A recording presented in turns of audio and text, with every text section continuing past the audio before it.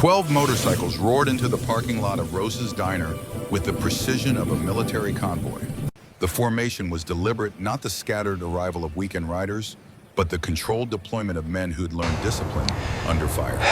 Chrome gleamed under the September afternoon sun as engines cut one by one, each silent. Following the last like a countdown, Jake Morrison removed his helmet first. 45 years had carved lines around his eyes that had nothing to do with laughter and everything to do with watching men die in places most Americans couldn't find on a map. 12 years Marine Corps, Scout Sniper, Force Recon, 2 tours in Iraq, 1 in Afghanistan. Master Sergeant when he'd finally taken off the uniform for the last time. That was 8 years ago.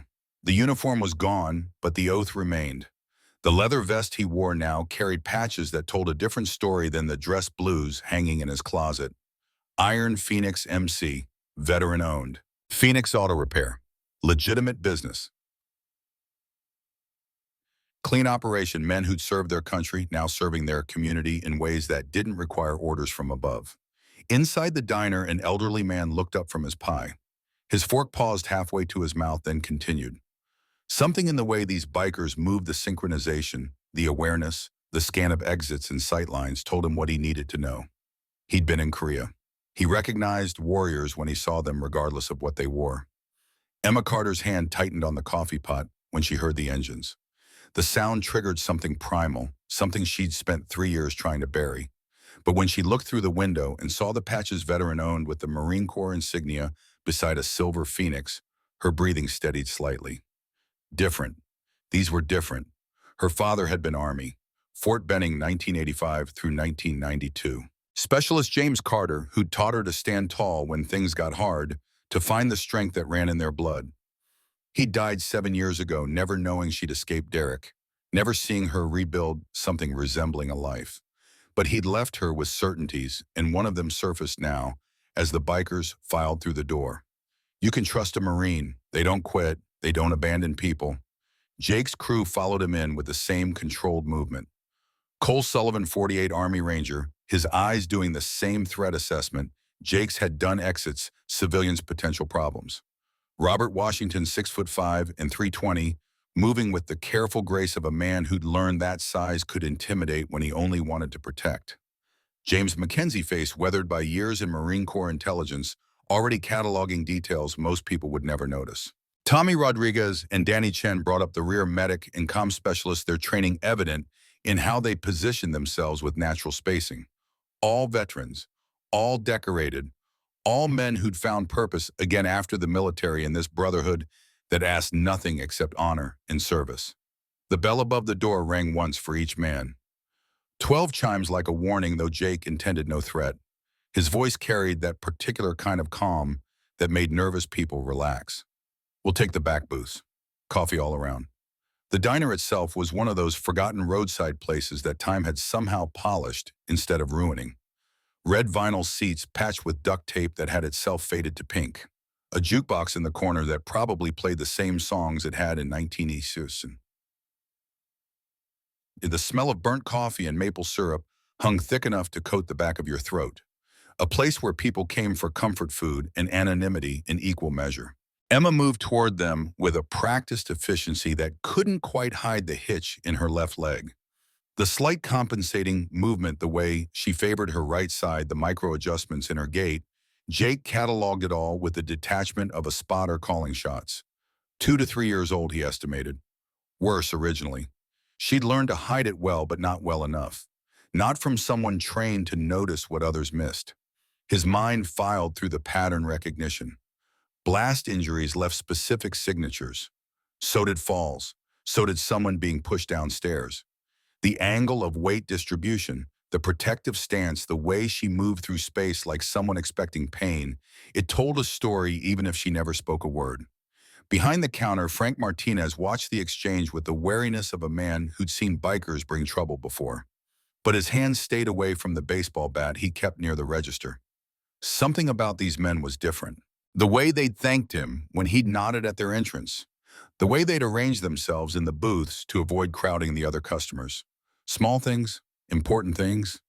Emma approached their table carrying a tray with 12 mugs balanced perfectly. The tremor in her right hand was subtle, overcompensation for protecting the left side. Jake noticed. So did Cole. Both men had seen enough casualties to recognize the signs. Sugar's on the table, cream's coming. You gentlemen need menus or just coffee today? Jake met her eyes directly. No aggression, just acknowledgement. Just coffee's fine. Then carefully measuring his words. Long shift. Something flickered across Emma's face. Every shift's long here, but it's honest work. She moved to the next booth, and from behind the limp was more pronounced. The protective gait pattern. The way she caught herself when her left leg took unexpected weight. Jake's jaw tightened in a way his crew recognized. The thing about Jake Morrison was this. He'd grown up watching his mother hide bruises with makeup and long sleeves. He'd learned early what silence looked like, what it cost, how it metastasized into something worse than the original wound. His father had been a civilian, a drinker, a man whose rage grew in proportion to his failures.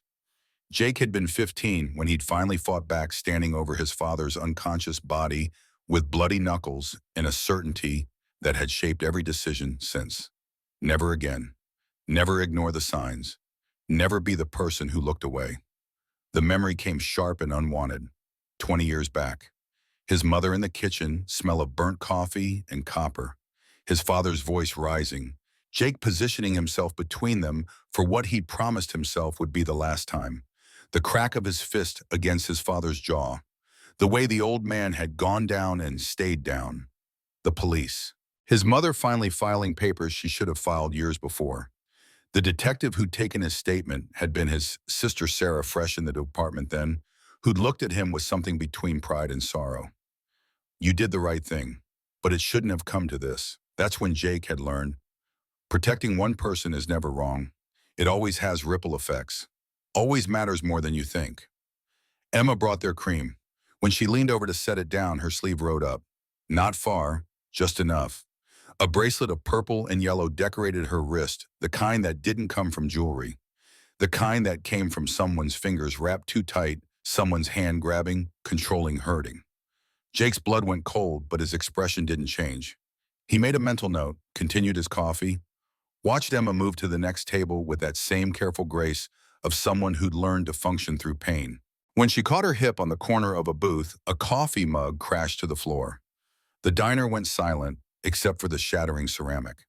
Emma dropped to her knees, her hands shaking as she gathered the pieces. I'm so sorry.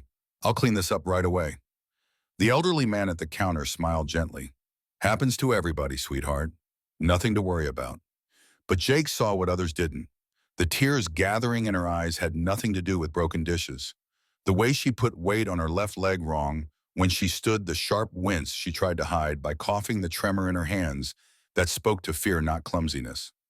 Frank emerged from the kitchen carrying a baseball bat, but his posture was protective, not aggressive. He positioned himself near Emma, solid and unmovable. You okay, sweetheart? Fine, Frank. Just clumsy today. The brightness in her voice was artificial, a performance worn so many times it had become reflex. Jake had heard that tone in Fallujah from civilians who insisted everything was fine while insurgents controlled their neighborhoods.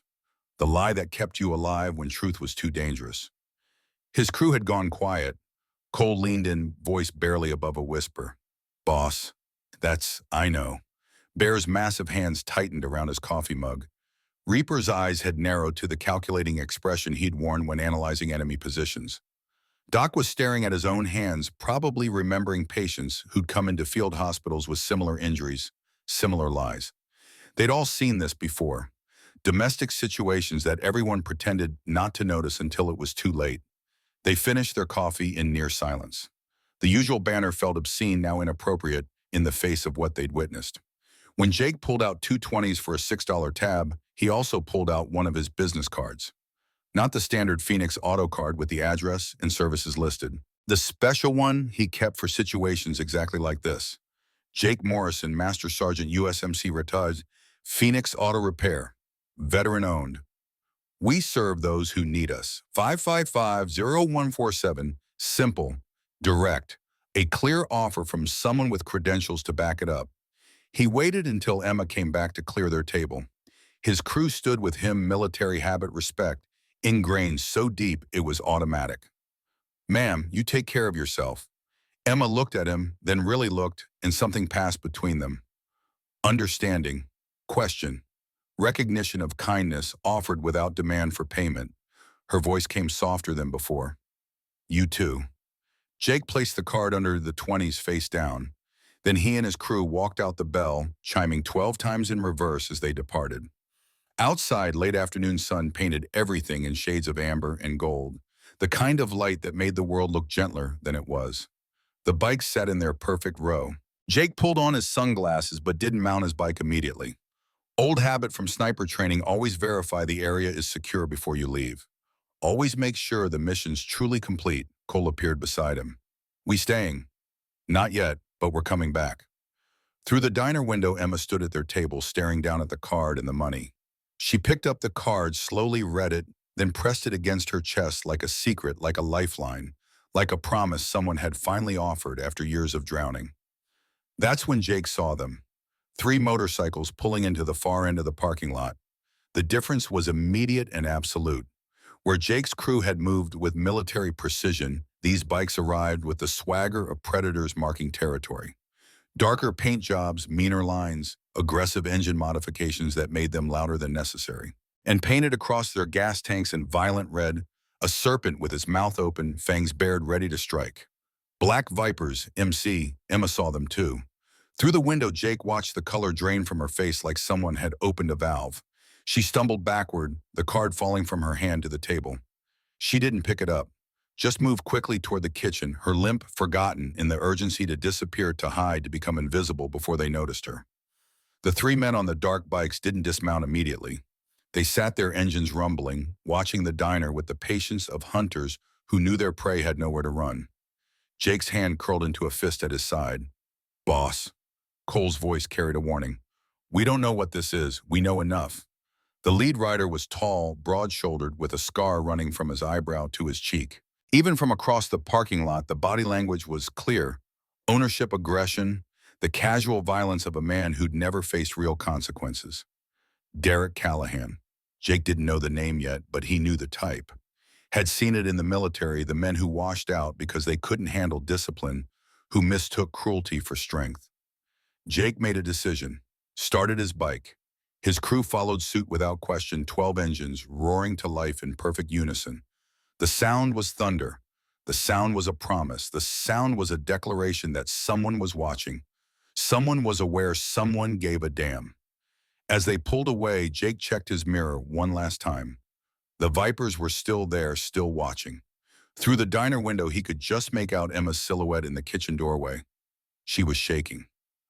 20 miles toward home, Jake tried to focus on the road. Cole was talking through the comm about his daughter Rachel's college classes, trying to maintain normalcy. Bear was making jokes about the food at the diner. Tommy was humming something off-key. Normal conversation, standard ride home after a charity run that had taken them north to the reservation with school supplies. But the image wouldn't leave Jake alone. Emma's face draining of color, her hands shaking, the way she'd fled like someone running from a fire. The Viper's casual menace. The pattern was too familiar, too clear, too much like every other domestic situation he had ever witnessed. You know we're going back. Cole's voice came through the comm, not a question, but a statement. Jake nodded even though Cole couldn't see it. Yeah, now. 4 of them turned around. Jake, Cole, Bear, and Reaper. The rest of the crew had families waiting, kids who needed help with homework, wives who expected dinner. But these 4 understood the kind of debt you owed to strangers who needed help. They'd all taken the oath.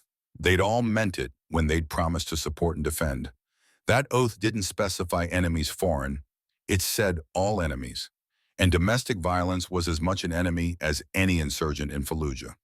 The rain started at 9 o'clock, just as Jake turned his bike back toward Rose's diner. The drops came heavy and cold, the kind of late September rain that promised winter wasn't far behind. But the weather was irrelevant. Mission parameters didn't change because of precipitation. The diner's neon sign flickered against the wet darkness. Rose's DIER. Half the letters dead, the apostrophe missing entirely. The parking lot was nearly empty except for 3 motorcycles lined up near the entrance like sentries. Dark bikes, red serpent logos. They were still here. Park across the street. Jake's voice was quiet through the headset. Lights off. They pulled into the closed gas station opposite the diner far enough to avoid immediate detection, close enough to move fast if needed. Through the rain-streaked windows, they could see inside clearly. Emma was wiping down the counter, moving slower now, the limp more pronounced as exhaustion set in. Every few seconds, she glanced toward the corner booth, where three men sat, leather jackets dark with rain patches visible, even from this distance. Black Vipers. That's Derek Callahan. Reaper's voice held disgust. Middle one. Vince, I'd recognize that bastard anywhere. You know of him, runs chop shop operation out of the industrial zone. Dishonorable discharge from Army about 20 years back. Assault on a fellow soldier. Never finished his first enlistment. Heard he's been building his little empire ever since. Theft, intimidation, classic organized crime structure on a small scale. Jake's hand moved to his door handle. Easy, boss. Cole's warning was gentle but firm. Through the window, they watched Derek stand, 6'1", maybe 230, with the build of someone who lifted weights to intimidate rather than for fitness. He walked toward the counter where Emma stood frozen. The body language was textbook aggressive posture, invasion of personal space, hand reaching out to touch when touch wasn't wanted. Emma stepped back. Derek followed. His mouth moved words they couldn't hear but could easily imagine. Threats disguised as concern. Promises wrapped in menace. The vocabulary of abusers everywhere. Emma shook her head, her hands gripping the counter edge hard enough that her knuckles went white even from across the street. Derek reached out and grabbed her wrist, the bruised one they'd seen earlier. Even from across the parking lot through rain and glass and distance, they saw her face contort in pain. Jake's door opened before he'd made the conscious decision to move. Boss Frank appeared through the kitchen door carrying his baseball bat. Not threatening, just visible. He stood next to Emma, solid and unmovable, and said something short, pointed toward the door. Derek's laugh was visible, even without sound. He released Emma's wrist, held up both hands in mock surrender, back toward his booth, still grinning. But as he moved, he pointed at Emma, then tapped his watch. The message was clear as any radio transmission. I'll be back. I've got time. You can't hide forever. Jake forced himself back into his seat, forced his breathing to steady, forced his mind to shift from combat mode to strategic planning. Violence would feel satisfying for about 30 seconds. Then it would escalate. Derek would come back harder. Emma would be caught in the crossfire. That's how these situations spiraled into tragedies. She knows him. Bear's voice was quiet, observational. That wasn't random intimidation. That was personal. The Vipers threw money on the table, probably not enough, and walked out. The rain had slowed to a drizzle.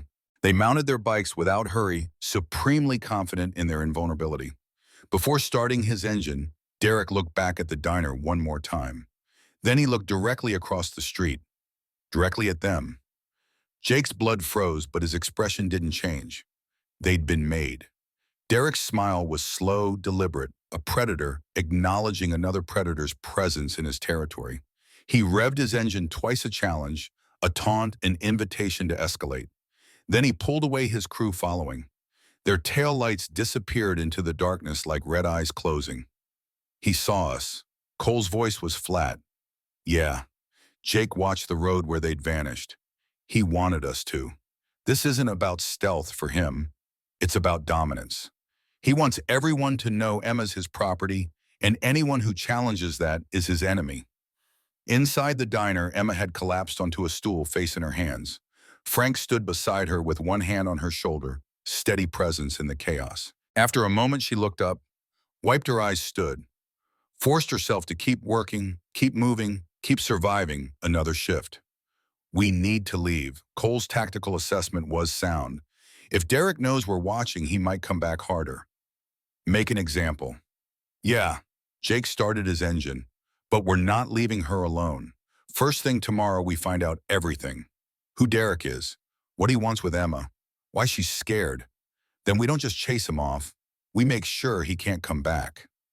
What's the play? Jake thought about his mother, about the night his father had finally gone too far, about how nobody had helped until it was almost too late, about how silence and good intentions meant nothing without action. But he also thought about strategy, about the fact that Derek expected fists and fury, about how men like him always understood violence but rarely understood anything else. We find out everything. We document everything. We build a case and we hand it to people with badges and authority. We do this legally completely, so Derek goes away for 15 to 20 years federal time, not 6 months county jail. We think bigger than our fists. How? By being smarter than him. They rode away slowly, deliberately, but when they reached the main road, Jake stopped, pulled out his phone, called a number he'd hoped never to need, his sister Sarah, who'd made detective 5 years back and lieutenant 2 years after that. Sarah Morrison, her voice was alert despite the late hour. Cops never really slept. It's Jake. Yeah, I know it's late. Listen, I need information on someone. Name's Derek Callahan. Runs with a crew called Black Vipers MC out of the industrial district. A pause. Jake, what are you involved in? Nothing illegal. Just helping someone. Another pause longer. I'll see what I can find. Give me 24 hours. We might not have 24 hours. Then be careful. Derek Callahan isn't someone you want to mess with lightly. Rumor is he's got connections, county clerks, low-level cops, people who feed him information when investigators start asking questions. That's why I'm calling you and not filing an official report. Jake, her voice softened. Is this about Mom? It's about making sure what happened to her doesn't happen to someone else. Silence on the line. Then I'll have what you need by morning. Be safe, little brother. Always. Behind them, the diner's lights flickered through the rain. Inside, Emma locked the door, turned off the open sign, and finally allowed herself to cry. She slid down against the door knees to check the card Jake had left still on the counter where it had fallen. 3 years. 3 years of running, hiding, building a new life under a new name in a town 60 miles from where Derek had broken her leg and her spirit in equal measure. 3 years of thinking she was safe, that she'd escaped, that the restraining order in the distance, in the new identity as Emma Carter instead of Emma Hoffman would be enough. But Derek had found her, and everything she'd built was crumbling. The card lay on the counter, just visible from where she sat. Jake Morrison, Master Sergeant, USMC Ret. Her father's voice came back to her from childhood, one of those certainties he'd left her with. You can trust a Marine baby girl. When they take a mission, they see it through, no matter what. Emma pulled herself up, climbed the 3 flights to her apartment, with each step a reminder of the night as she tried to leave Derek the first time. The crack of bone, the hospital lies, the fear that had shaped every decision since. Inside, she locked 3 deadbolts, drew the curtains, sat in darkness with Jake's card in her hand, picked up her phone, stared at the number, put the phone down, picked it up again. Thank you for the card. He knows you're watching. Please be careful. She hit send before she could change her mind. The response came so fast it startled her. Marines don't scare easy. Get some sleep. We've got you. 4 words that shouldn't have meant anything. 4 words from a stranger. But Emma believed them in a way she hadn't believed anything in years. She walked to her window, pulled the curtain back slightly. 3 motorcycles sat parked across the street, barely visible in the darkness. 2 men stood near them, not watching her building directly, but positioned with clear sight lines. Protection, guard duty, someone keeping watch so she could sleep without fear, at least for one night. For the first time in 72 hours, Emma's breathing steadied. She lay down without checking the locks again, closed her eyes, and slept. The smell of motor oil and possibility greeted Jake when he arrived at Phoenix Auto Repair at 6 the next morning. September sun hadn't yet burned off the night's fog, leaving everything soft-edged and uncertain. But there was nothing uncertain about Jake's purpose. He'd spent 3 hours sleeping and 3 hours researching, and the picture coming together made his jaw tight with controlled rage. The shop sat on the respectable side of town, zoned commercial, permitted and licensed and legitimate in every way that mattered to city officials. 8 years they'd been building this, converting the old warehouse space into a functioning auto repair shop, hiring veterans who needed work and purpose, creating something that mattered beyond profit margins. Cole was already there, bent over a computer in the small office they'd carved out of the corner. Couldn't sleep either. Not after last night. Jake set down 2 coffees he'd picked up on the drive over. Your sister sent files about an hour ago. Cole turned the monitor so Jake could see. Derek Callahan's record filled the screen. Not the military file yet, but civilian arrest charges. Filed, charges dismissed.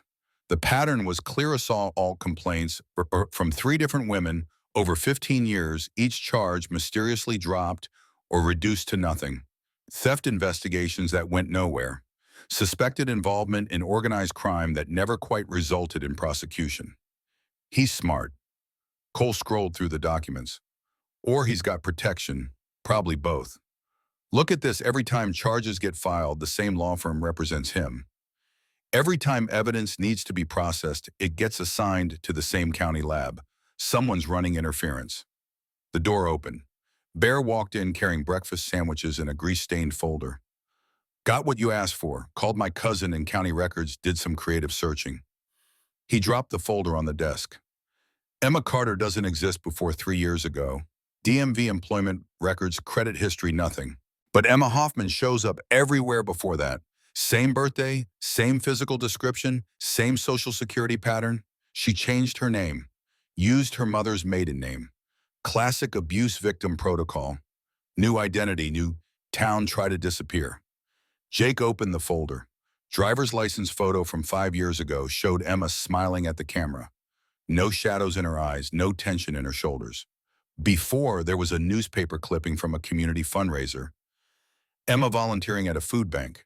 Employment records from a place called Eddie's Diner near the industrial zone. Wait, Jake looked up sharply. Eddie's Diner.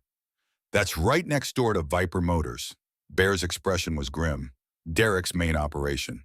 She didn't just date him, boss. She worked 50 feet from his chop shop. She saw everything. The pieces clicked together with the precision of a rifle bolt sliding home. Emma wasn't just an ex-girlfriend Derek wanted back for personal reasons. She was a witness to federal crimes. She could testify to what she'd seen: stolen vehicles, parts being moved, the entire operation that Derek had spent years building. No wonder he'd found her after 3 years. No wonder he couldn't just let her go. She was a liability that could destroy his empire. Reaper arrived next, then Doc and Tommy. By 7 o'clock, the full crew had assembled without being summoned. That old military instinct that told them something was happening.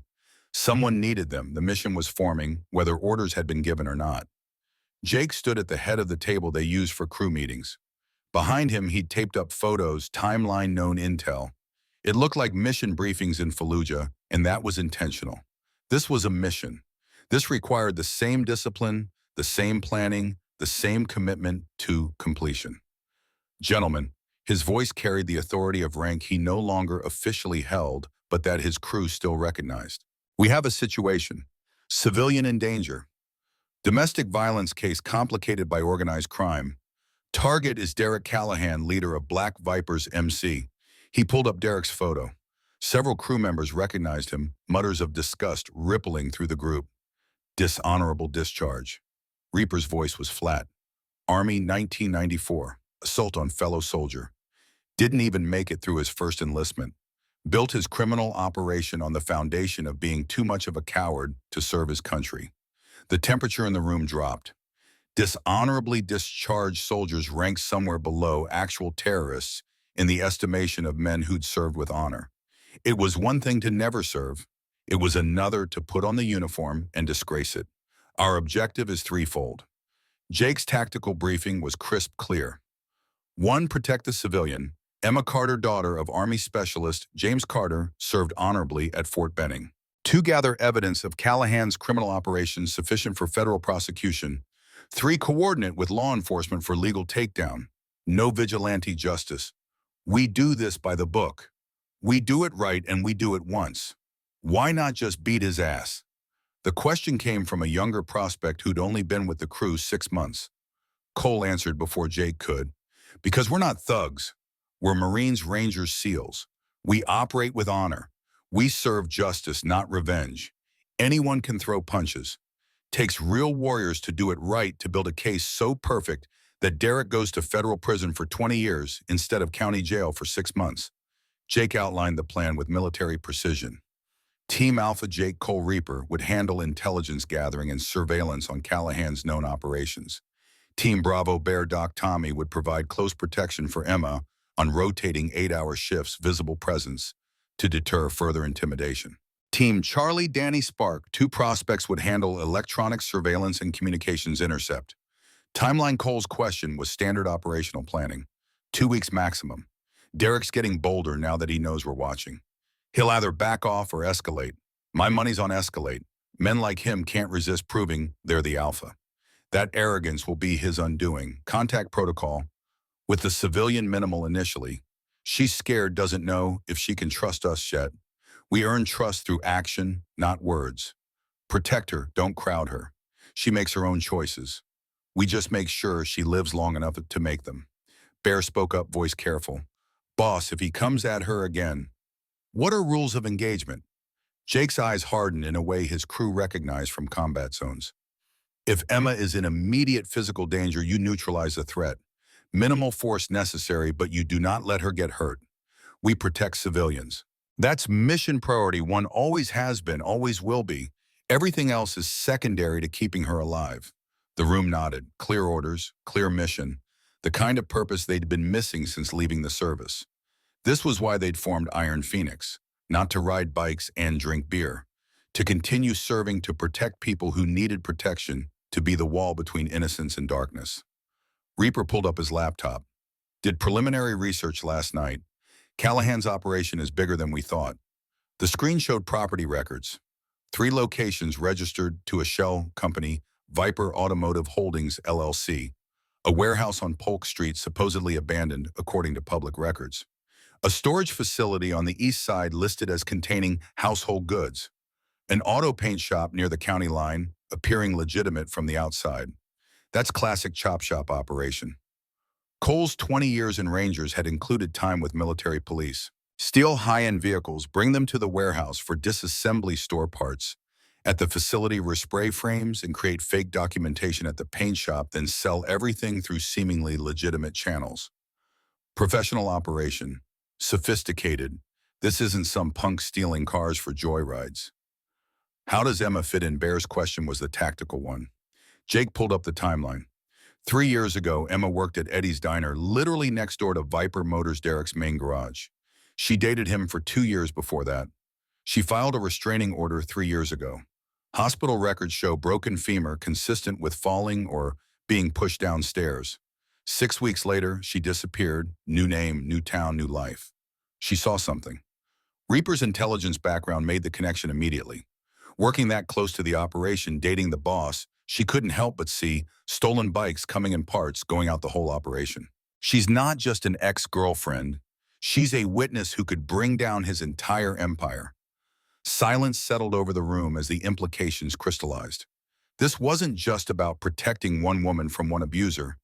This was about dismantling a criminal organization that had been operating for years, stealing millions in vehicles, corrupting local officials, and terrorizing anyone who got in its way. So we take him down. Doc's voice was quiet but firm. For her, for everyone he's hurt, we end this. We take down his operation. Jake's correction was important. Legally, completely. So Derek Callahan goes to federal prison for 15 to 20 years, not 6 months in county, for assault. We think bigger than revenge. We think justice. The crew meeting lasted another hour, assigning specific responsibilities, establishing communication protocols, setting up surveillance schedules. By 9 o'clock, the machine was in motion. Bear and Doc headed to Emma's neighborhood to establish protection detail. Reaper began coordinating with Jake's sister Sarah for official law enforcement liaison. Cole started organizational logistics. Jake stood alone in the office after everyone had dispersed, staring at Emma's old photo from the community fundraiser. Before Derek had broken her. Before fear had become her constant companion. Before she'd learned to hide who she was just to survive. His phone buzzed. Text from Bear. In position, target just left apartment building, heading to work on foot. She doesn't have a car. Another piece of the pattern, financial control, classic abuse tactic. Keep victims dependent, unable to escape, trapped by lack of resources as much as by fear. Jake typed back, document everything. Don't approach yet. Let her maintain routine. He grabbed his own helmet and headed for the bike. Time to personally verify Derek's locations, assess security, understand what they were dealing with. Good intelligence was the foundation of every successful mission. And this mission was too important to allow any margin for error. The package arrived at Emma's apartment at 2 in the afternoon, left outside her door while she was at work. Plain brown box, no return address, just her name written in neat block letters. When she returned home at 4, exhausted from a lunch rush that had tested her damaged leg's endurance, she nearly stepped over it. Then she saw the envelope on top, recognized the handwriting from the card Jake had left at the diner. Her hands shook as she brought the box inside, locked the door behind her, set it on her small kitchen table. The note was simple. Your father served with honor. You inherited that strength. Now let us serve you, Iron Phoenix MC All Veterans. Inside the box, wrapped in tissue paper, was a pair of orthopedic work shoes. Not cheap generic ones, but medical-grade $200 professional footwear with proper arch support and cushioned soles. Black, comfortable, her exact size. A small tag attached for the long shifts. Something cracked open in Emma's chest. She sat on her worn kitchen floor holding the shoes and cried. Not from fear this time, not from pain, from the overwhelming realization that someone had noticed. Someone had cared. Someone had taken the time to figure out exactly what she needed and provided it without asking for anything in return. She cried until she had no tears left.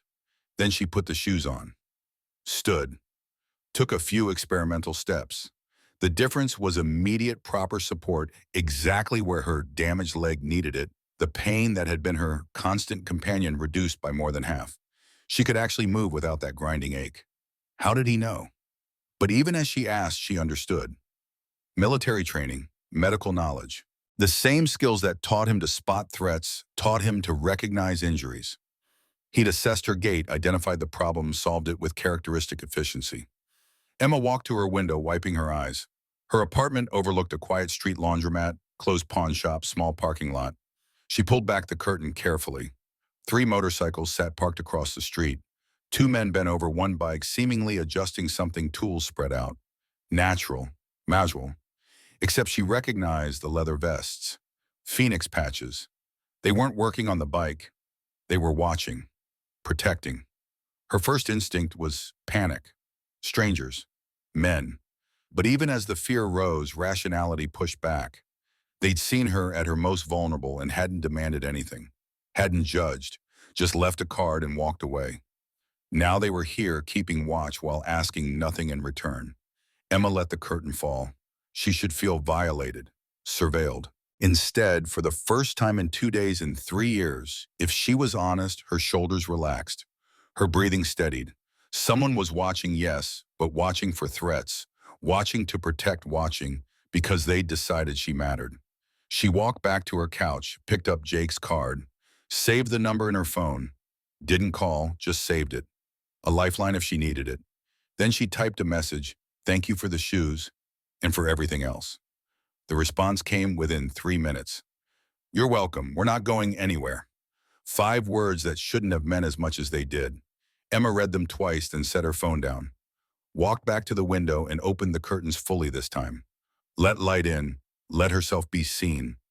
Across the street, one of the men looked up, gave a subtle thumbs up. Emma laughed, actually laughed for the first time in what felt like forever. The warehouse on Polk Street appeared abandoned from the street, broken windows, covered with plywood weeds pushing through cracked pavement, faded. No trespassing signs that looked decades old. County records confirmed the narrative empty for 6 years, owned by a defunct manufacturing company, scheduled for eventual demolition. Jake crouched on the roof of the adjacent building at midnight, night vision binoculars pressed to his eyes. Below him, the supposedly abandoned warehouse blazed with activity behind those blacked-out windows. Lights, movement, the distant sound of power tools cutting metal. 4 bikes had arrived in the last hour. 2 trucks, all sporting Viper patches or affiliated gang colors. Count. His voice was barely a whisper into the radio. Cole's response came through the earpiece. 4 bikes last hour, 2 panel trucks, all black Viper affiliates. They're not even trying to hide the traffic patterns once you're watching. Look at the security. Jake adjusted focus on his binoculars. Cameras at every corner, motion sensors on the doors, guard rotation every 30 minutes. That's not protection for an empty building. That's fortress-level operational security. This is a lot of infrastructure for simple vehicle theft. Reaper's voice carried the analytical tone of someone trained to assess enemy installations. They're moving serious volume through here. Professional operation. Jake lowered the binoculars, his mind working through the tactical implications. Derek Callahan wasn't some street-level criminal stealing cars for quick cash. This was organized crime with military-grade discipline. The guards rotated like trained security personnel. The camera coverage showed professional installation. The whole operation demonstrated planning and resources that went far beyond what they'd initially assumed. His phone vibrated. Text from Sarah. Got Derek's full military file. You need to see this. Call me. Jake moved away from the roof edge, keyed his radio. Reaper, take observation. I need to make a call. Sarah answered on the first ring, her voice tight. Derek Callahan wasn't just dishonorably discharged for assault. There was another investigation. Never prosecuted due to technicalities, but it's all documented in his military file. What kind of investigation? Theft of military equipment. Afghanistan, 2008. Night vision goggles, body armor, weapons parts. The investigation showed he was selling stolen gear to local contractors. They suspected some of it ended up with insurgents, but couldn't prove direct connection. He got discharged on the assault charge before they could build a theft case. Jake's blood went cold. You're telling me this son of a bitch was stealing from his own unit during wartime equipment that could have gotten American soldiers killed? That's exactly what I'm telling you. The file's restricted, but I pulled strings. He was under investigation by CID for 3 months. They documented at least $20,000 in stolen equipment. Never recovered, never prosecuted because he got kicked out first and became a civilian problem. Send me everything, already encrypted and sent. Jake, be careful. A man who'd steal from fellow soldiers in a combat zone, who'd potentially arm the enemy for profit, that's not just a criminal. That's someone with zero moral boundaries. He'll do anything to protect what he's built. Understood. Thanks, sis. Jake returned to his observation position. Cole and Reaper were both watching him, reading his body language in the darkness. Callahan wasn't just dishonorably discharged for assault. He was under investigation for selling stolen military equipment in Afghanistan, potentially to insurgents. The silence that followed was absolute. Then Cole's voice, flat and deadly. That makes him a traitor. That makes him our mission. Jake's tone left no room for debate. This isn't just about protecting Emma anymore. This is about bringing a traitor to justice. No mercy, no deals. He goes down for everything. The temperature on that rooftop dropped despite the warm September night. Men who'd served in Iraq and Afghanistan, who'd lost brothers to insurgent weapons, who'd bled in those deserts, they now knew that Derek Callahan had potentially armed their enemies. The mission had just become personal in ways that went beyond protecting one woman. Change of plans. Jake's voice carried command authority again. We document everything, but we're also looking for any connection to his military crimes. If we can link his current operation to that past federal prosecutors, we'll bury him so deep he never sees daylight again.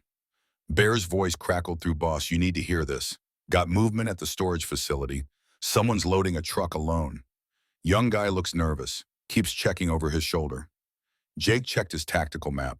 The storage facility was 3 miles east. Get photos. If he's alone and nervous, he might be our opening. By 2 in the morning, they had the young man's identity. Reaper ran his plates through DMV records. Tony Perkins, 24 address in the low-rent district near the industrial zone. No criminal record, no gang affiliations, just a kid working at Viper Motors who apparently pulled night duty at the storage facility. Bear's observation notes were detailed. Subject appears uncomfortable with task, made 3 cell phone calls during loading, possibly checking in with family. Palmed what looked like documentation and tucked it inside jacket, either stealing from Derek or keeping insurance. That's our opening. Jake made the decision quickly. Bear, make contact tomorrow. Casual. Public location. Feel him out. If he's looking for exit, we provide one. If he's loyal to Derek, we document and move on. The surveillance continued for 4 more days. Each night revealed more of Derek's operation. The warehouse received stolen vehicles. Jake documented 17 over 72 hours. The storage facility held disassembled parts organized with inventory precision that spoke to serious capital investment. The paint shop near the county line operated legitimately during the day. then after midnight transformed into a respray facility where stolen bike frames received new colors and fake VIN plates. Reaper compiled it all into a presentation that would make prosecutors weep with joy.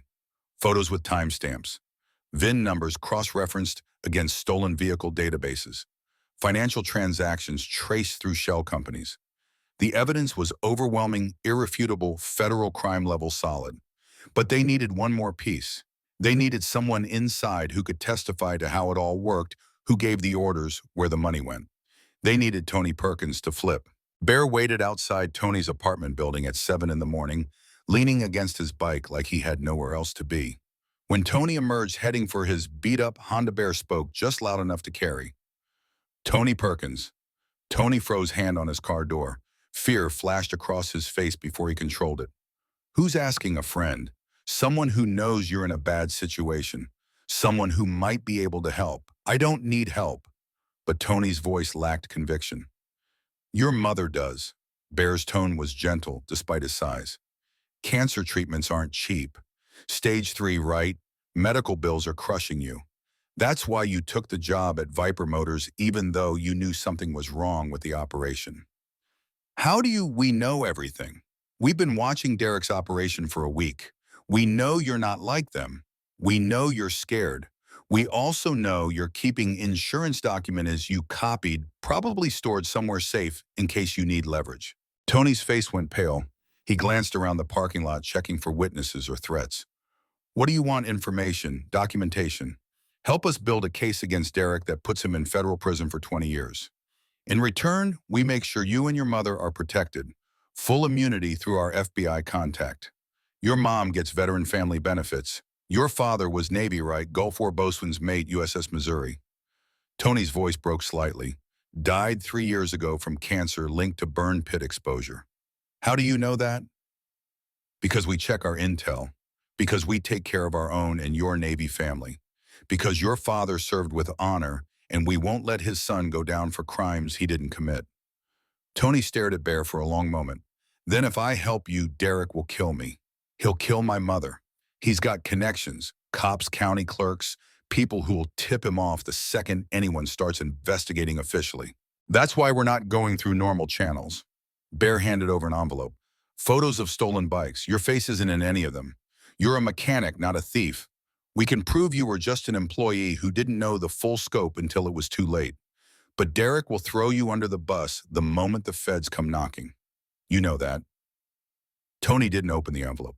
What's the timeline fast? Week, maybe less. Derek's getting paranoid. He knows someone's watching. He'll either run or start destroying evidence. We move before he can do either. My mother gets immediate transfer to VA hospital in Nashville. Veteran family benefits cover everything. Protected witness housing if necessary. Your sister Maria gets protection too. We've already identified her as potential leverage Derek might use. Tony's eyes widened. You've been watching my whole family. We've been protecting your whole family. There's a difference. For 4 days, there's been an Iron Phoenix member near your mother's dialysis clinic. Another watching your sister's apartment. You haven't noticed because we're good at what we do. But we've been there making sure Derek didn't get to them first. Silence stretched between them. Tony looked at his beat-up car, at his run-down apartment building, at the life he'd built on quicksand. What do you need from me? Everything. Financial records, names of buyers, documentation of the operation, testimony about Derek's role.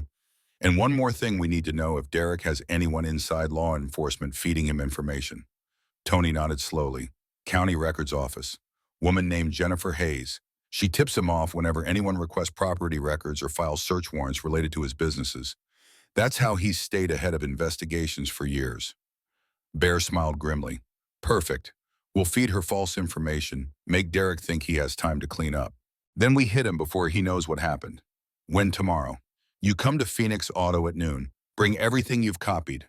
We'll coordinate with the FBI, get your immunity deal in writing, move your mother to safety. 24 hours from now, Derek Callahan's empire starts crumbling. Tony took the envelope, finally. Looked at the photos inside evidence of crimes he'd witnessed but never participated in. Evidence that could save him or destroy him depending on whose hands held it. One condition. His voice was steadier now. My mother never knows I was involved in anything illegal. She thinks I work at a legitimate repair shop. I want her to keep thinking that. Deal. Bear extended his hand. Welcome to the good guys. Tony shook it, tears forming despite his efforts to maintain composure. My dad would have liked you guys. He always said Navy and Marines were brothers. Still are. Always will be. The War Council assembled at Phoenix Auto at 6 in the morning. Not just the core crew anymore, Jake had called in the full roster of Iron Phoenix MC. 23 veterans total, every man with combat experience, every man, understanding what it meant to take an oath and keep it decades later. Jake stood at the whiteboard covered with photos, maps, timelines. This was more elaborate than the mission briefing in Part 1. This was full operational planning for a coordinated strike. Gentlemen, his voice carried over the room. 24 hours ago, we had a domestic violence case. Now we have a federal crime operation with potential ties to terrorism and an inside source ready to testify. The mission has expanded, but our objective remains clear. Take down Derek Callahan legally, completely, permanently. He pointed to the board. 3 locations: warehouse for vehicle disassembly, storage facility for parts paint, shop for respray and false documentation, all owned through Shell Company, registered to Callahan. We have photographic evidence of 17 stolen vehicles processed through these locations in the past week alone. FBI estimates, based on financial records, that this operation has moved over $15 million in stolen property over 5 years. Cole took over the briefing. Our inside source, Tony Perkins, has provided financial records, buyer lists, and testimony establishing Callahan's direct involvement in every aspect. Federal prosecutor Catherine Walsh has reviewed preliminary evidence and confirmed we have solid RICO predicates. This is organized crime, not just theft. Reaper pulled up the tactical display. The complication: Callahan has a source inside county records office who tips him off about investigations. Woman named Jennifer Hayes. So we're feeding disinformation. Cole went to the county office yesterday and loudly requested property surveys for all Callahan locations for next Tuesday's scheduled operations. Hayes overheard and called Derek within an hour. Several crew members smiled. Derek now thought he had 5 days to clean up his operations. He was moving product out of the warehouse today, relaxing security, getting confident. He had no idea a federal grand jury was convening at 2 o'clock this afternoon. No idea arrest warrants would be issued by 5.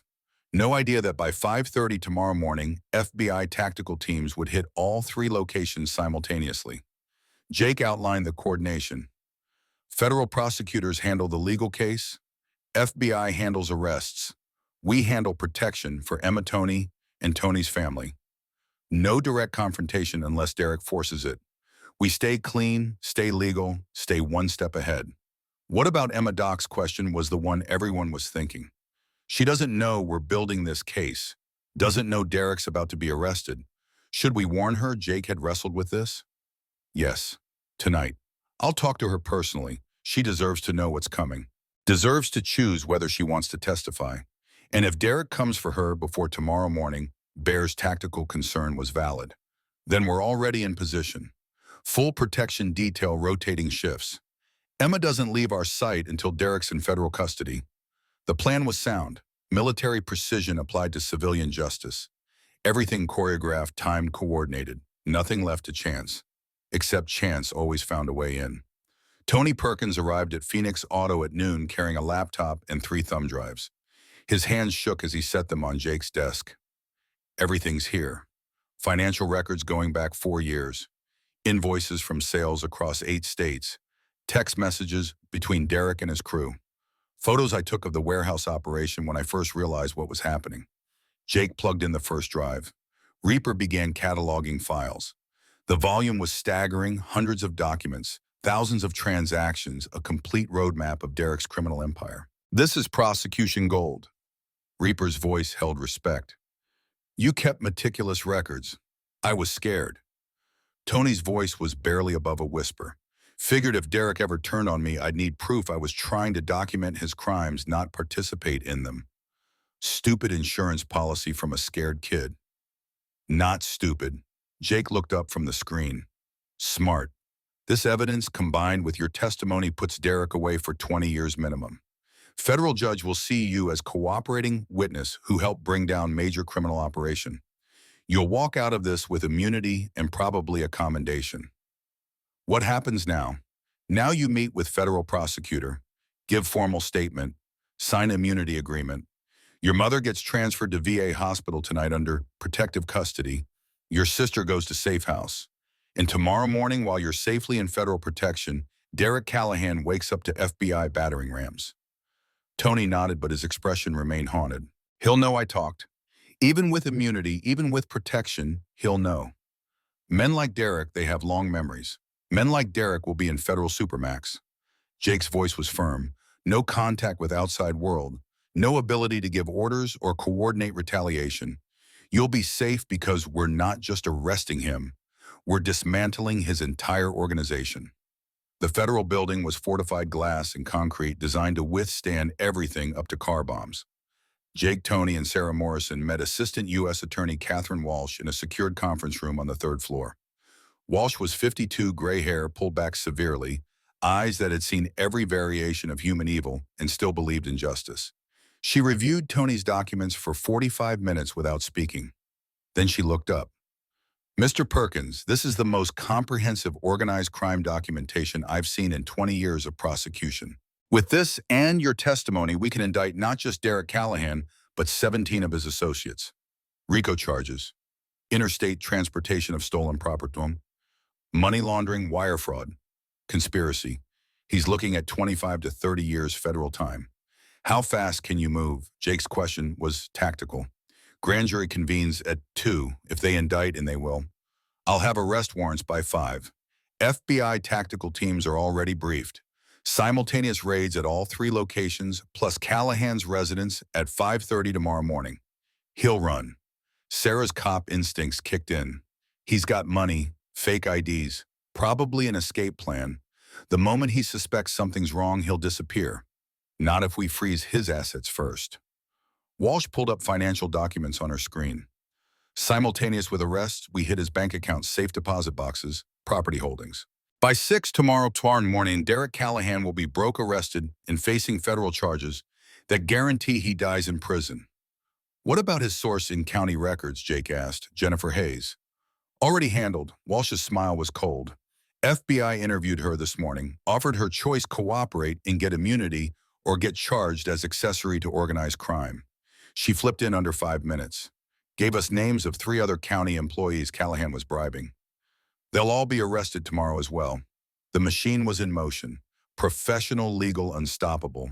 Everything Derek had built over 15 years would crumble in under 24 hours. Tony signed the immunity agreement with shaking hands. Walsh witnessed it, then slid a copy across the table. This document means you're protected. Federal witness. Anything you did while working for Callahan is covered under immunity in exchange for truthful testimony. Your mother and sister are already in protective custody. You're safe now. Tony stared at the paper like it might bite him. When do I testify? Grand jury is this afternoon. You'll give preliminary testimony, establish foundation for charges. Full testimony at trial will be in 6 to 8 months. But the grand jury appearance is crucial. That's what gets the indictment. What if I freeze up? What if I can't? You'll do fine. Jake's voice carried command presence. You're not doing anything wrong. You're telling truth about crimes you witnessed. That's all they need. Just facts. What you saw, what Derek said, what happened when. Stick to truth and you'll be perfect. Sarah added, I've testified dozens of times. Best advice, look at the prosecutor when answering questions. Speak clearly. If you don't know something, say you don't know. Don't guess. Don't embellish. Just truth. Tony nodded, gathered his courage. Okay, I'm ready.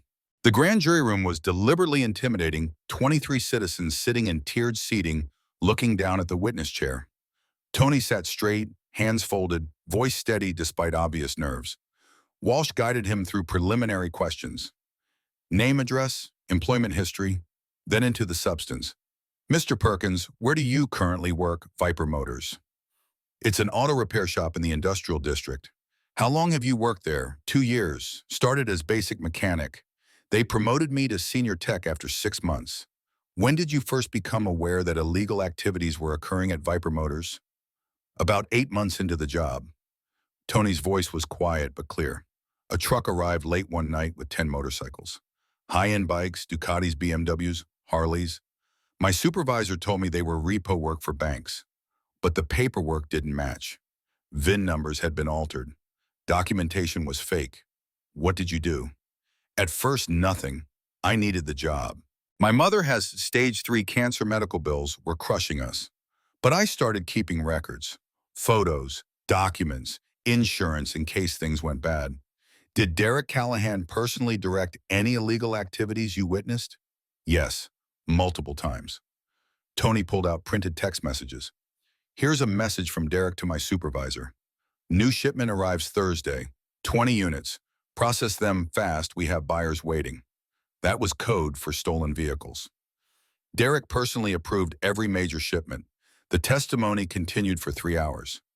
Tony detailed the warehouse operation, the storage facility, the paint shop, named names, provided dates, described the organizational structure. By the time Walsh finished, the grand jury had heard enough. The foreman stood. We find probable cause for indictment on all charges. Walsh smiled. Thank you. Warrants will be executed tomorrow morning. Jake waited outside the federal building. When Tony emerged with Sarah, the young man looked 10 years older but somehow lighter. He'd done it. Testified against Derek Callahan in a way that couldn't be undone or dismissed. How do you feel? Jake asked. Terrified, but also free. Like I've been carrying something heavy and finally put it down. You did the right thing. Your father would be proud. Tony's eyes filled. You think so? I know so. Serving your country doesn't always mean putting on a uniform. Sometimes it means standing up when it's easier to stay quiet. You just served in the way that mattered today. Darkness had fallen when Jake rode toward Emma's apartment. The protection detail was in place, Bear and Doc maintaining watch from across the street, ready to intervene if Derek appeared. But Jake needed to handle this conversation personally. Emma deserved to hear it from him. He knocked on her door at 8 o'clock. The peephole darkened as she checked who it was. Multiple locks clicked. The door opened a crack, chain still engaged. Mr. Morrison. Jake. Just Jake. Can I come in? I have news about Derek. The chain slid free. Emma stepped back, letting him enter. Her apartment was small, sparse, impersonal, the home of someone who'd learned not to accumulate possessions that would slow her escape. The orthopedic shoes he'd sent sat by the door, worn and scuffed from work. Emma gestured to the worn couch. Please sit. Jake remained standing, military habit. I need to tell you something. Tomorrow morning at 5:30, FBI raids Derek's operations. All 3 locations. He'll be arrested on federal charges. 25 to 30 years based on the evidence. Emma's hand flew to her mouth. How? We've been investigating him for a week. Surveillance. Documentation. We found an inside source who testified to grand jury today. Derek's going away, Emma. For a very long time. Her legs gave out. She sank into a chair, shaking. I don't understand. You said you were protecting me. You didn't say you were building a federal case. We were doing both. Jake kept his voice gentle. Protection means more than just standing guard. It means removing the threat permanently. Derek's empire is built on stolen vehicles, money laundering, organized crime. We gave federal prosecutors everything they need to end him. Why? The question came out broken. Why would you go this far for me? Because it's right. Because your father served and we take care of our own. Because no one should live in fear, Jake's voice firmed. And because Derek didn't just hurt you. He's been hurting people for 15 years. Running criminal operation, corrupting officials, terrorizing witnesses. This isn't just about you anymore. It's about justice. Emma was crying now, years of fear and hope and disbelief crashing over her. What if something goes wrong? What if he finds out and runs? What if he comes for me? He won't. We have eyes on him right now.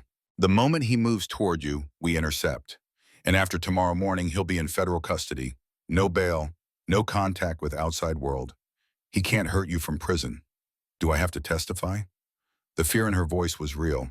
Eventually, yes, but not for months. The trial won't happen until next year. By then, Derek will have been in custody for a long time. You'll be safe. And when you testify, you'll tell the truth about what he did to you, what you saw at Eddie's diner.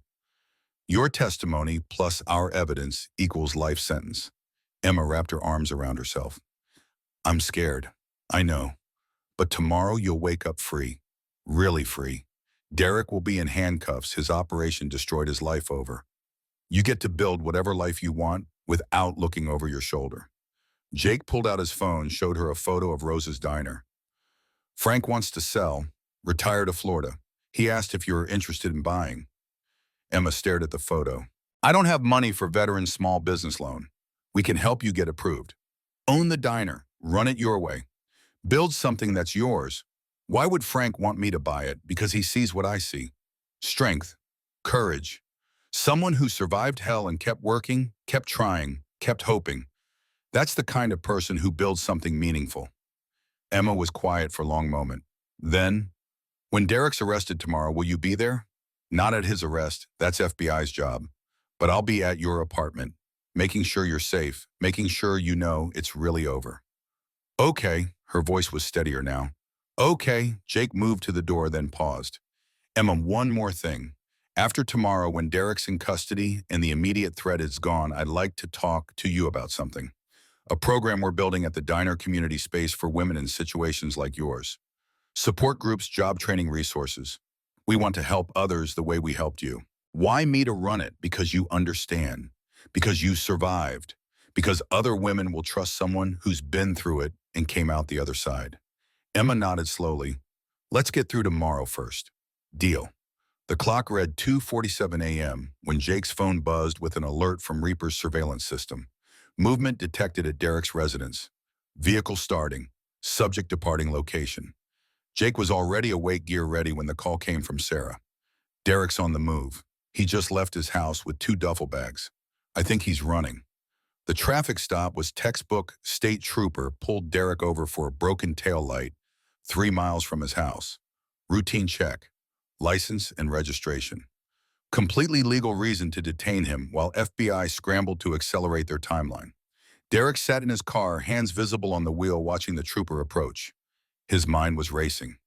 Something was wrong. The timing was wrong. Jennifer Hayes had said Tuesday. This was Friday morning. Why was he feeling the need to run 2 days early? But old instincts had kept him alive this long. When something felt wrong, you moved. He'd grabbed cash, fake IDs enough to disappear for months while things cooled down. Mexico by sunrise. New identity by next week. The trooper took his license back to the cruiser. Ran it through the system. Waited. 2 minutes became 5.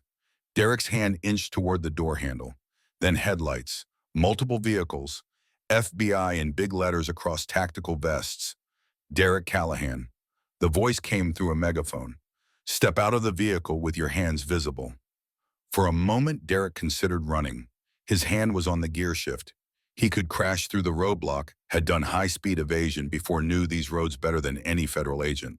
But 12 motorcycles materialized from the darkness, engines idling, blocking every possible escape route. Iron Phoenix, the Marines who'd been watching. The ones who'd destroyed everything. Jake sat on his bike at the front of the formation, making sure Derek saw him. Making sure Derek knew exactly who had won. Derek stepped out slowly, hands raised. You did this, Jake's voice carried clearly. You did this. We just made sure justice happened. The handcuffs went on. Derek was loaded into a federal vehicle. His 2 duffel bags were seized as evidence, $70,000 in cash, 3 fake passports, detailed escape plans that would add fleeing charges to his indictment. By 5:30 a.m., FBI teams hit the warehouse, storage facility, and paint shop simultaneously. 37 arrests total. $4 million in stolen property seized. Complete dismantling of everything Derek had built. Jake rode to Emma's apartment as dawn broke. Knocked softly. She answered immediately. She hadn't slept either. It's over. Derek's in federal custody. All his associates arrested. His operations shut down. It's really over. Emma stared at him, searching his face for confirmation this was real. Then she started crying, not from fear, from relief so overwhelming it physically hurt. Jake stood in her doorway, solid presence, letting her process. When she could finally speak, her voice was hoarse. Thank you for everything, for not ignoring me, for not giving up, for making sure I could be free. You freed yourself. We just cleared the path. The sun rose over the city, painting everything gold. A new day, a new beginning. Emma Carter stood in her doorway, watching Marines ride away, knowing she'd never be helpless again. 6 months transformed everything. The sign went up on a Tuesday morning, and Emma stood in the parking lot watching two workers secure the new neon letters to the front of the building. The old Rosa's Diner sign, with its missing apostrophe and dead bulbs, had been taken down the week before, hauled away, like physical evidence of a life that no longer existed. The new sign glowed warm and golden even in daylight. The Phoenix Diner. Elegant script that caught the sun and held it. Frank Martinez stood beside Emma, hands in his pockets, watching his legacy become something new. "You sure about this name?" Emma smiled, and the expression came easily now, without the guardedness that had defined her face for 3 years. "It means something survived, got banged up, weathered storms, but didn't break. And because sometimes angels wear leather and ride motorcycles." Frank laughed, the sound carrying across the parking lot. "Your father would have loved that. Hell, he would have loved all of this." The renovations had taken 4 months, and every dollar of the veteran's small business loan Jake had helped her secure. New booths with intact vinyl refinished floors that gleamed under proper lighting, a jukebox that played music from every decade instead of being stuck in 1987. The kitchen had commercial-grade equipment. The coffee was actually good. Now Emma had insisted on that, remembering the burnt sludge she'd served for too long. But the physical changes were secondary to the transformation that had happened in the back room. What had been storage space was now a community resource center, comfortable seating, private counseling offices, a small library of books on recovery and rebuilding. 3 emergency shelter rooms upstairs. Nothing fancy, but clean and safe, 72-hour maximum stay, while arrangements were made for something more permanent. The Phoenix Diner, where people came for breakfast and hope in equal measure. Grace emerged from inside, wiping her hands on her apron, despite the fact that she and Frank were officially retired, heading to Florida in 3 days. She hugged Emma tightly. "We're proud of you, mija. Look what you built from the ashes." "You and Frank built the foundation. I just added to it." "No," Grace's voice was firm. "We ran a diner. You're building a sanctuary. There's a difference." The grand opening that evening drew a crowd that spilled onto the sidewalk. Iron Phoenix MC arrived in formation, 12 bikes gleaming, their presence no longer frightening, but reassuring. Cole brought his daughter Rachel home from college for the weekend. Bear arrived with his mother, the woman who'd raised him alone, and taught him that strength meant protecting, not harming. Doc brought his therapy dog, a golden retriever trained to comfort trauma survivors. Tommy and Danny came with their families, kids running between the adults' legs, while parents chatted about normal things, weather, sports, the new school year. The mayor showed up with a ceremonial ribbon.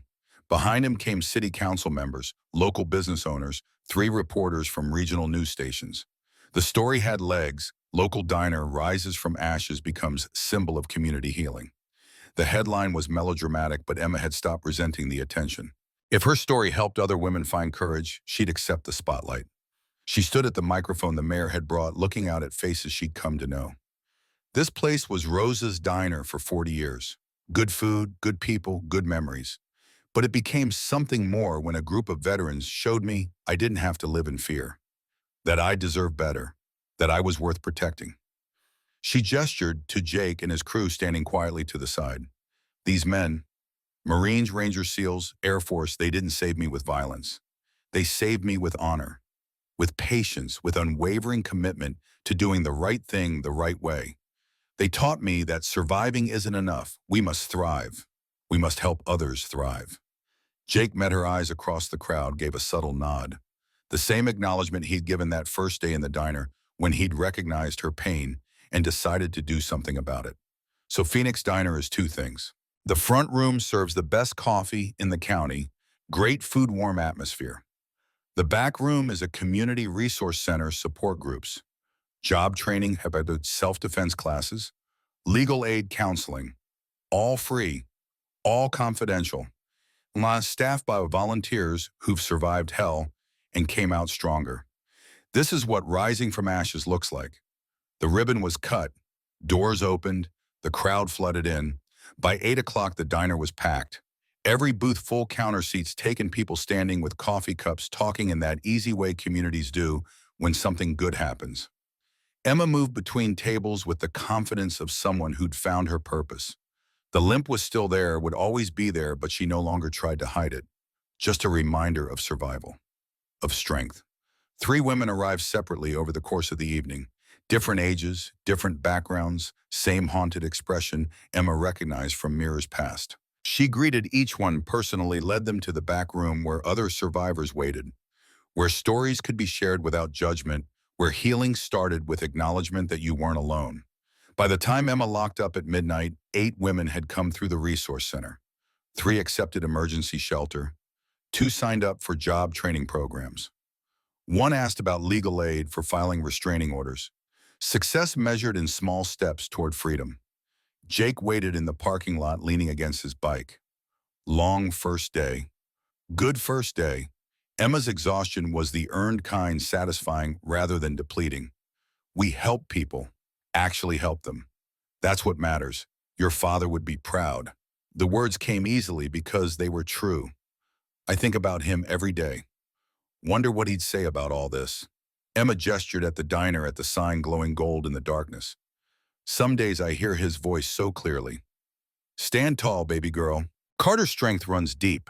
Then you know exactly what he'd say. They stood in comfortable silence, watching the sign cast shadows across the empty parking lot. Then Jake's phone buzzed. He checked the screen, his expression shifting to something more serious. Problem message from Judge O'Connor. Says she needs to talk. Urgent. The courthouse smelled like old wood and deferred justice. Jake met Patricia O'Connor in her chambers at 7 the next morning, before normal business hours began. The judge looked exhausted, shadows under her eyes that spoke to sleepless nights. Mr. Morrison, she gestured to a chair. Thank you for coming on short notice. You said it was urgent. O'Connor pulled a file from her desk, thick with documents and photos.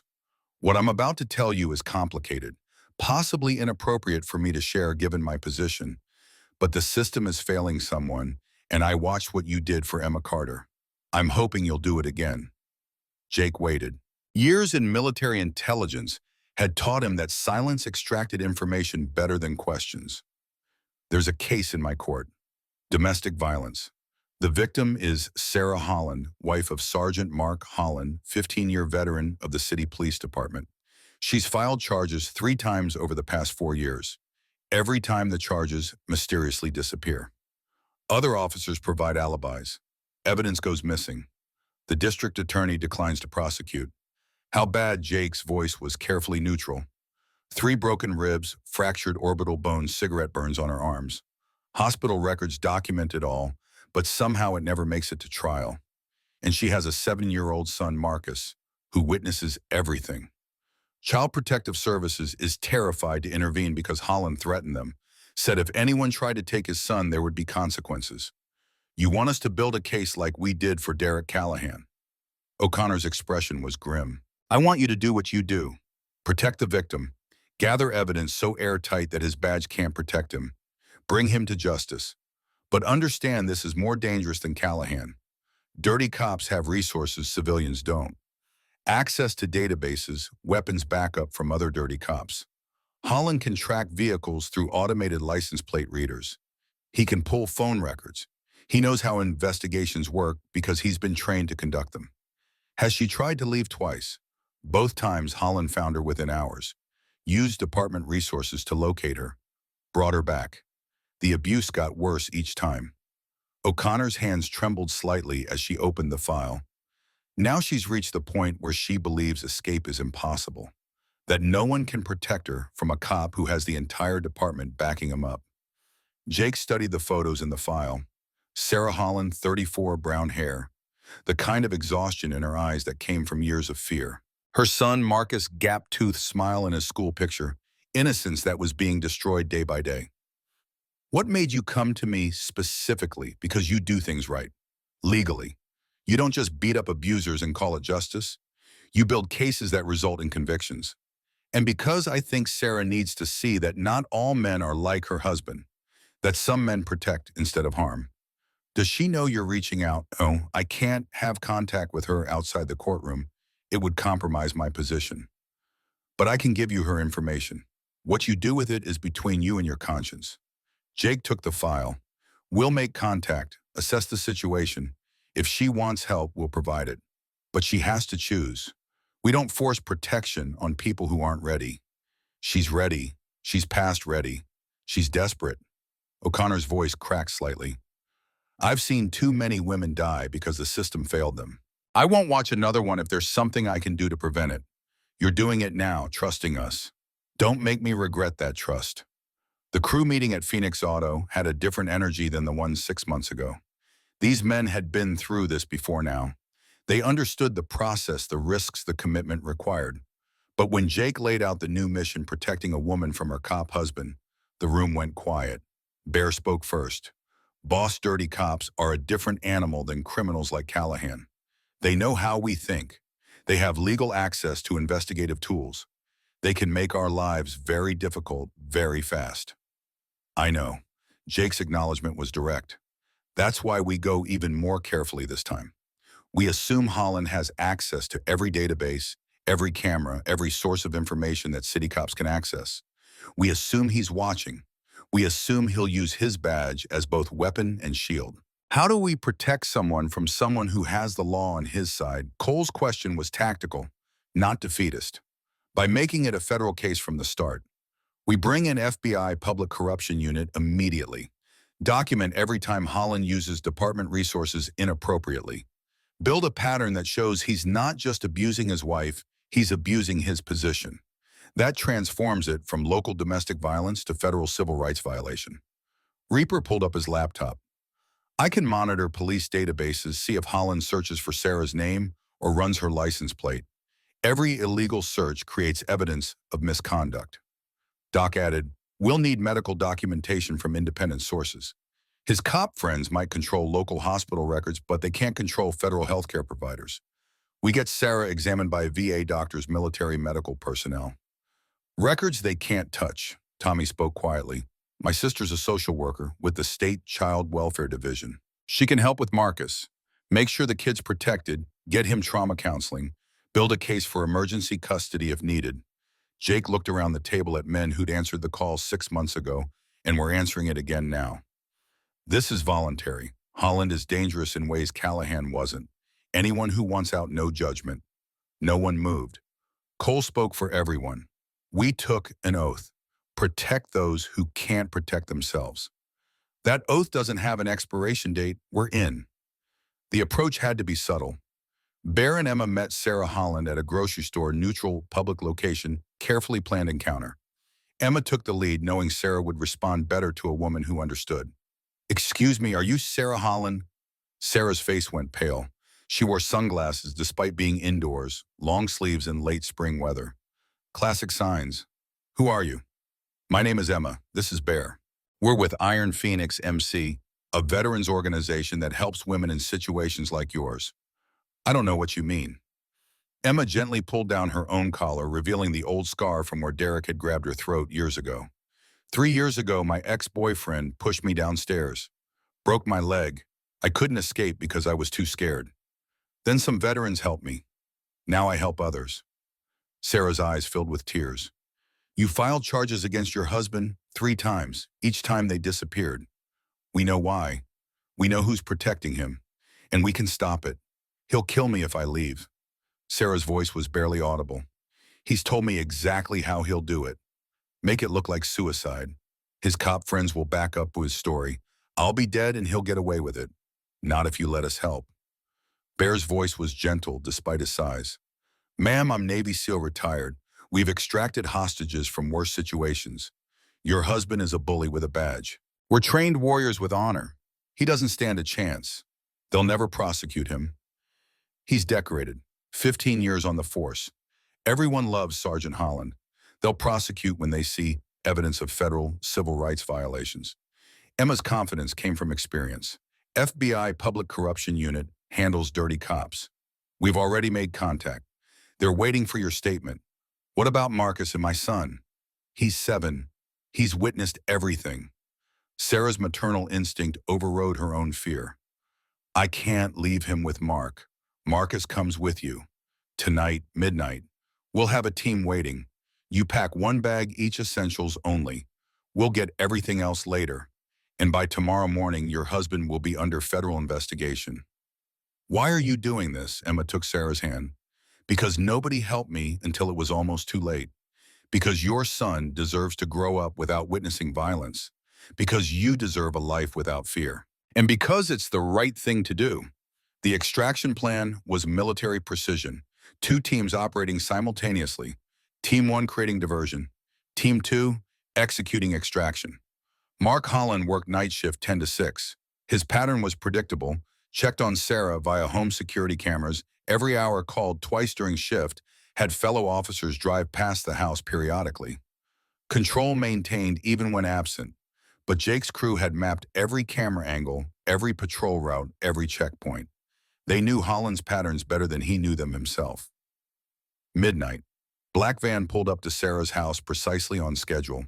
Bear whispered through the window, Phoenix protocol. Sarah emerged with Marcus one bag each. Moved quickly to the van. 30 seconds total exposure. But as they turned the corner, headlights blazed. Police cruiser Holland's partner, Officer Danny Chen, on patrol exactly as predicted. Defensive driving. Bear's voice was calm. Hold on. The tactical evasion lasted 90 seconds.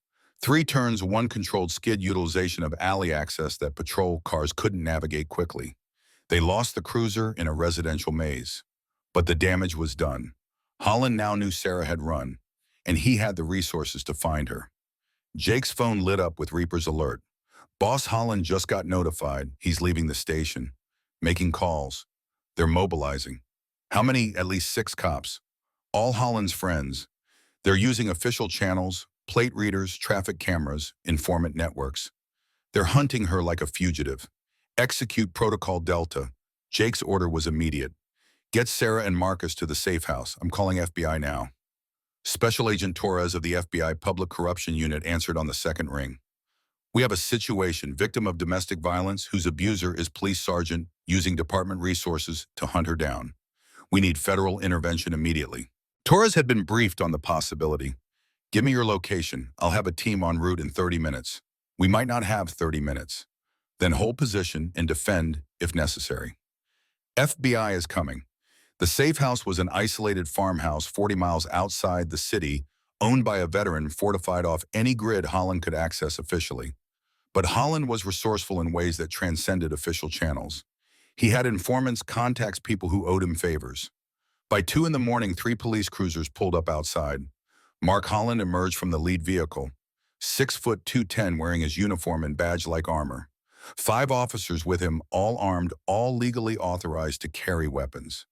Sarah clutched Marcus on the couch inside the boy, trembling despite Emma's attempts to comfort him. He found us. Oh God, he found us. Jake, Cole, and Bear stood at windows assessing. 6 armed cops claiming official police business. Legally complicated, didn't begin to cover it. Holland's voice boomed through a megaphone. Sarah, this is Mark. These people kidnapped you. I'm here to rescue you. Come out and everything will be fine inside. Sarah was shaking her head violently. Don't believe him. Don't let him take us. Please.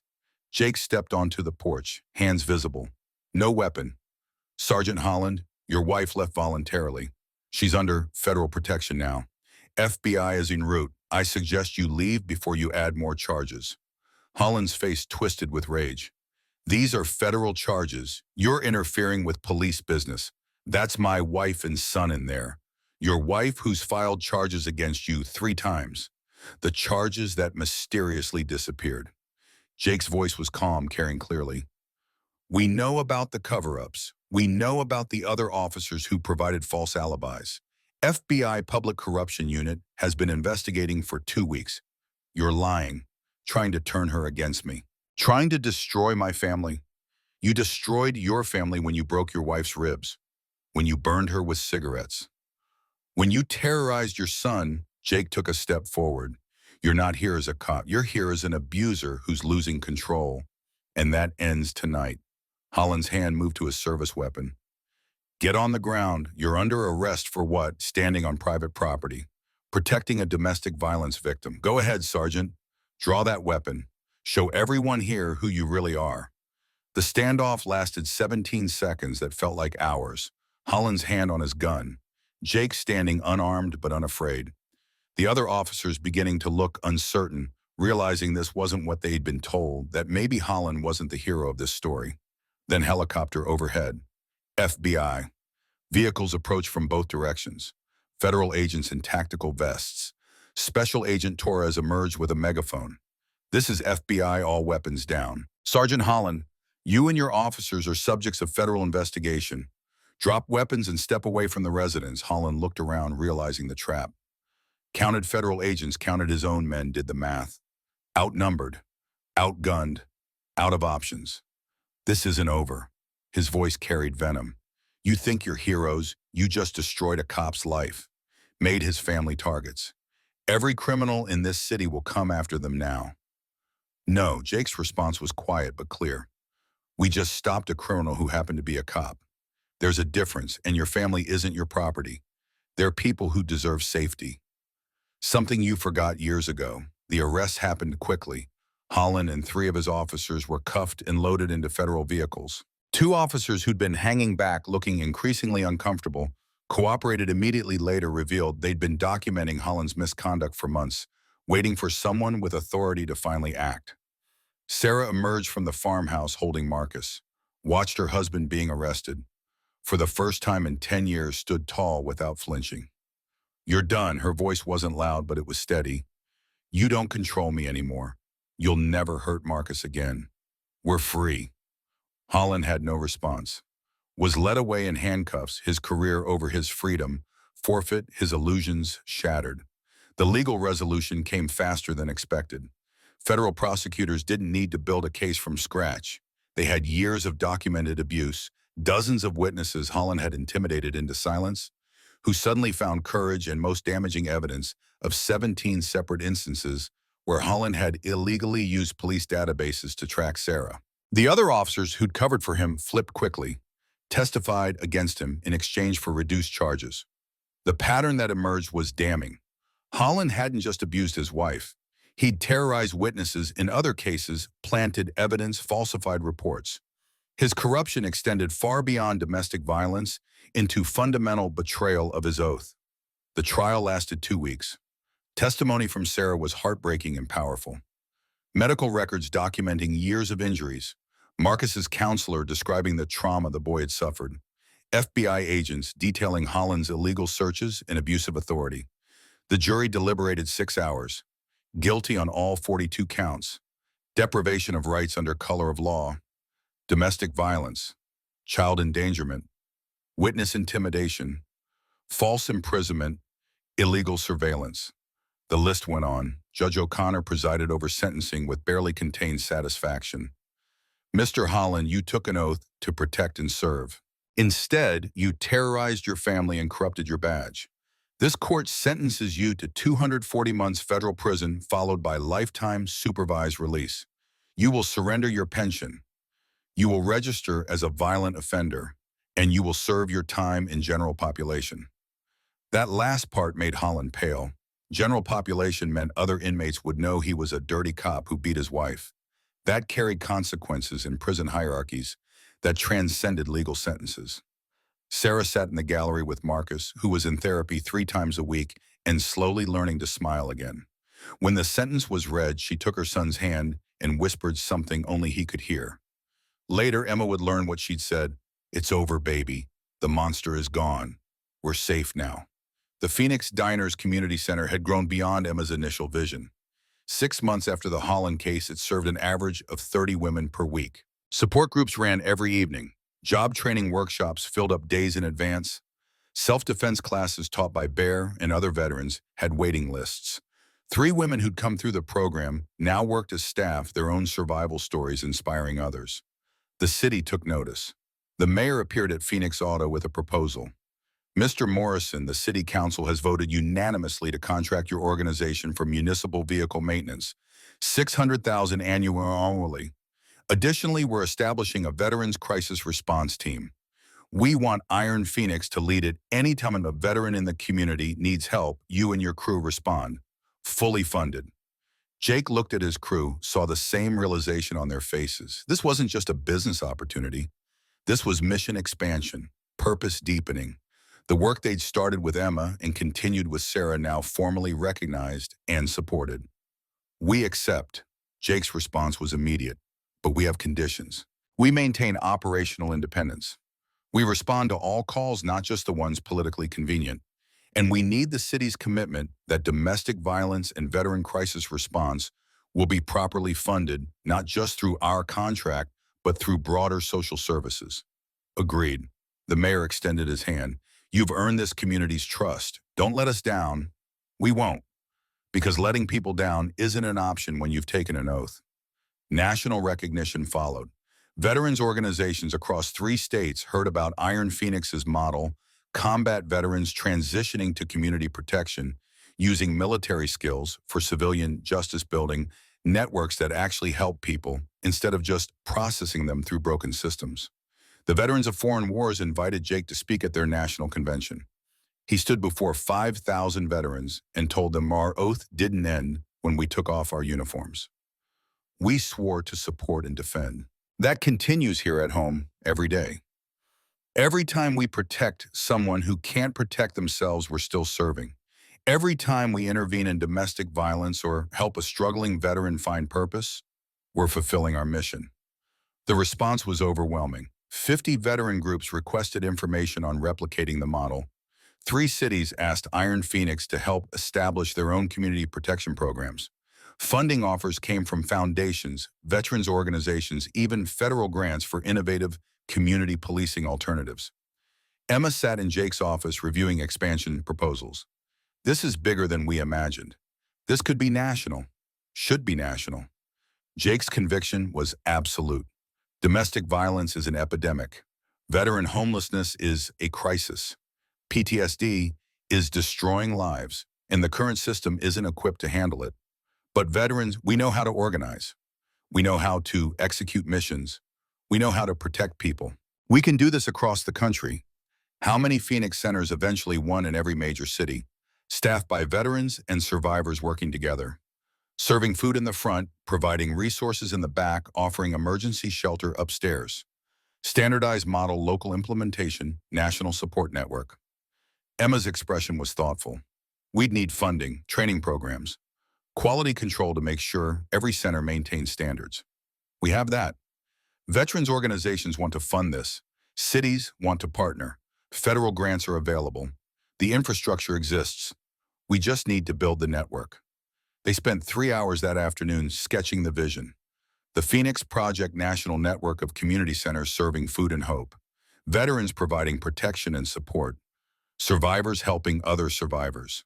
Model proven in their city, ready for replication everywhere. By the time the sun set, they had a framework. By the end of the month, they had commitments from 12 cities. By the end of the year, the Phoenix Project would operate in 30 locations across 8 states. The celebration at Phoenix Diner 3 months later brought together everyone who'd been part of the journey. Emma and Sarah stood behind the counter, now business partners in the original location. Tony Perkins worked at Phoenix Auto as senior mechanic, his mother in full remission. Marcus Holland, thriving in therapy, played with Cole's daughter Rachel, both kids laughing without fear. Judge O'Connor, retired now, volunteered at the legal aid clinic 3 days a week. Jake stood before the gathered crowd crew around him and felt something he hadn't experienced since leaving the Marines. Completion. Not the end, but the fulfillment of purpose.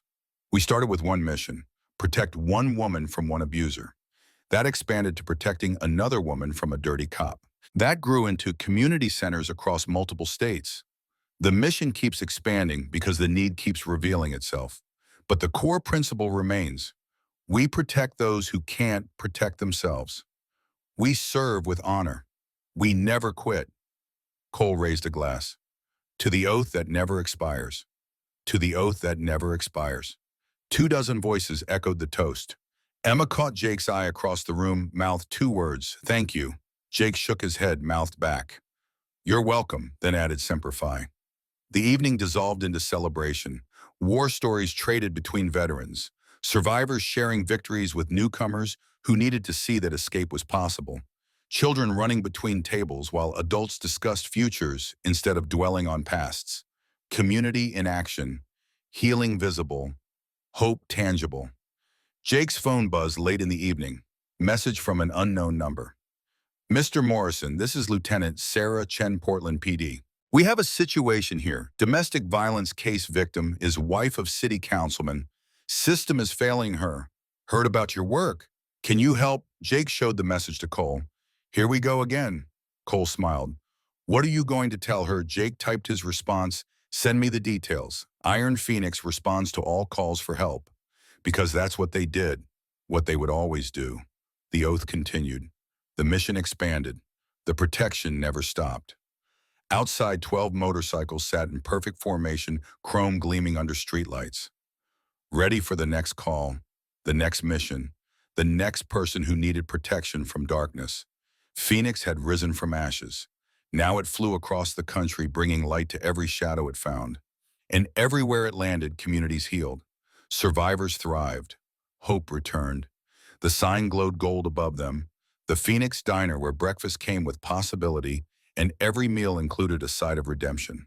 Where warriors who'd fought overseas now fought for justice at home. Where survivors became advocates. Where broken became whole. Emma locked the door at midnight, Jake waiting to escort her to her car. Like he'd done for 2 years now. The protection detail had become friendship, the mission had become family. Tomorrow she'd open the doors again, serve coffee to regulars and hope to strangers, run support groups in the back room, coordinate with 19 other Phoenix centers across the country, train new survivors to become advocates, continue building what veterans and victims had created together, proof that healing was possible, that protection existed, that good still won when good people refused to look away. Jake mounted his bike, pulled on his helmet, gave Emma a final salute before riding into darkness. Behind him, 11 more engines roared to life. Iron Phoenix departing, but never truly leaving, always watching, always ready, always faithful to the oath they'd sworn and the mission they'd chosen. The lights of the diner faded in Jake's mirror, but the impact remained, would always remain, because they'd proven something crucial: warriors could come home, oaths could be kept, justice could triumph. And protection, real protection, required courage over violence, patience over fury, commitment over convenience. Emma stood alone in her parking lot watching taillights disappear, placed her hand over her heart, feeling the keychain in her pocket, the first gift Jake had given her, engraved with one word that meant everything: freedom. She'd found it, claimed it, now spent her life helping others do the same. That was legacy.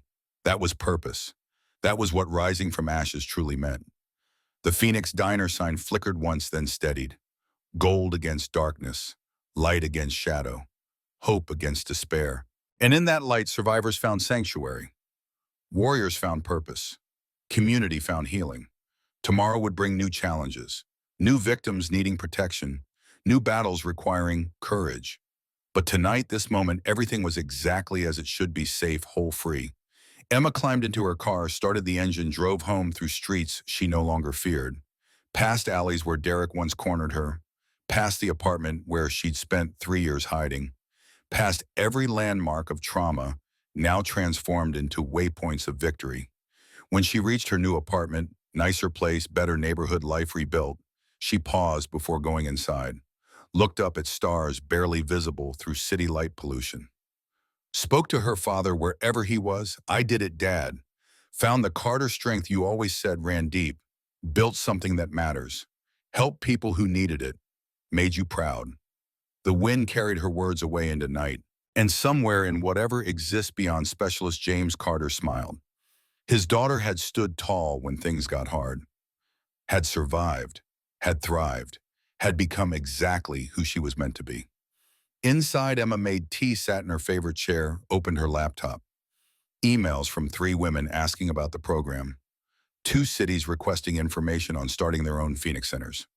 1 veteran writing to thank Iron Phoenix for helping his sister escape her abuser. She answered each one personally, shared her story when it helped, offered resources and hope in equal measure. Worked until after 2 in the morning because there was always someone who needed help and she could never again be the person who looked away. Finally, exhaustion won. Emma closed her laptop, checked her locks, once habit, not fear, and climbed into bed. As sleep claimed her, her last thought was gratitude. For Jake and his crew. For Grace and Frank. For Sarah and Tony, and every person who'd helped her transform from victim to survivor to advocate. The oath continues, the mission expands. The protection never stops. And every morning, the Phoenix Diner opens its doors, serves breakfast and hope. offers coffee and community, provides sanctuary where it's needed most. Because some angels wear leather and ride motorcycles. Some warriors fight with patience instead of fists. Some victories happen quietly, one survivor at a time and one community at a time, one life rebuilt from ashes at a time. That's the legacy. That's the mission. That's what happens when good people refuse to look away, when warriors remember their oaths, when survivors find courage to help others survive. Phoenix rising, always rising, forever rising, until every shadow knows light, until every victim knows protection, until every warrior knows their mission continues. Semper Fidelis, always faithful, to the oath, to the mission, to each other, forever.